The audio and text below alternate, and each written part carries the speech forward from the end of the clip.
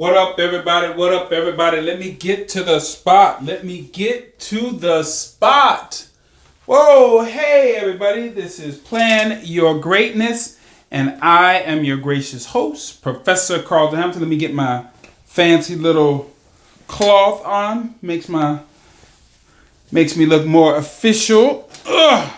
All right. And again, let me clarify. I am not a professor. I am not a doctor. I'm just saying it because I like the way it sounds in my videos. All right, let's get right into it. What do the 1% do that the other 99% do not do? And we're going to move through this quickly because this was a question asked from me. What do I think the 1% do as opposed to the 99%? Now, I have done some research in this area. Now, I went online and I looked up and it says, if you are going to be at the bottom of the top, basically just entering into the category of the 1%, and we're going to use financial numbers. It says your income needs to be about $380,000. Now, I'm not sure if that's gross or if that's net, but whatever it is, you're making a decent living. Okay, whatever you're doing. Now, let's do a little bit more research. When Napoleon Hill wrote his books, Think and Grow Rich, most people are not aware of the book that he wrote before that, which was called The Law of Success. And that is actually the culmination of his 29 years of research, because the Think and Grow Rich is basically the notes from that. He accumulated, and it is said that he interviewed over 18,000 people. So I don't think there's anybody that has that sort of face-to-face interviewing. Now, people get surveys from people all the time nowadays because we can get that information through Facebook or Instagram. We can get all that stuff very quickly. But he did that face to face 100 years ago.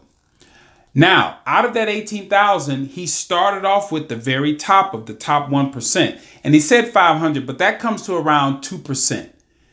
And in my research of reading his books and the other stuff that I've read, I've narrowed it down to two things. Now, Napoleon Hill has 17 different lessons, which if you follow those and you understand them in both of his books, 15 to 17 lessons, he says that these will enhance wherever you are in life to being better.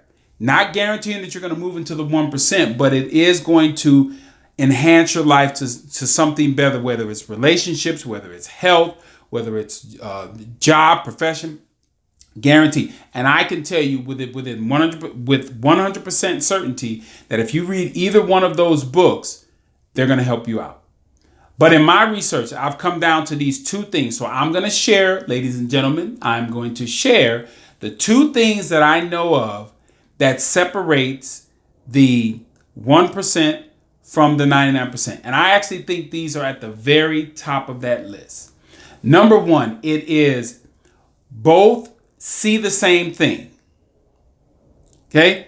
They go through life, and when they go to a grocery store or when they're looking at anything, they see the same thing. But here's the difference.